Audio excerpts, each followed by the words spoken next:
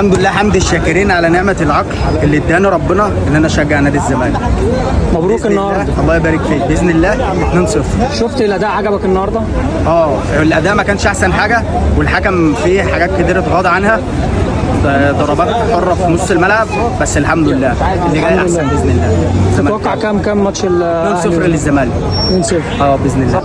الف مبروك الفوز النهارده. طبعا احنا ده شرف لينا ان احنا بنشجع نادي الزمالك، اعظم نادي في الكون واحسن واكبر قلعه رياضيه في مصر اصلا وفي الوطن العربي كله، وهارد لك لبيراميدز، والف مبروك للزمالك، وان شاء الله احنا رايحين للاهلي اللي متعودين ان احنا نكسبه هنا في ابو ظبي على طول باستمرار. بصراحه كنت خايف من بيراميدز قبل الماتش. لا عمري ما خفت من بيراميدز، خصوصا هنا في ابو ظبي. في اي مكان انا بضرب على بيراميدز ورجلي عاليه عليه ان شاء الله. لا الاهلي احنا ان شاء الله هنكسب، ده طبيعي يعني ان شاء الله بامر الله هنكسب. المره اللي فاتت بس اللي فلتت مننا شيكا برضو ابننا، ورضانا برضو بماتش الكاس، وعادي ما فيهاش حاجه، شيكا ابننا برضو. بالتوفيق والف شكر ان شاء الله. مبروك الفوز النهارده. عملنا ماتش حلو النهارده وان شاء الله هنكسب الماتش الجاي. مين عجبك النهارده في بصراحه شيكو بنزا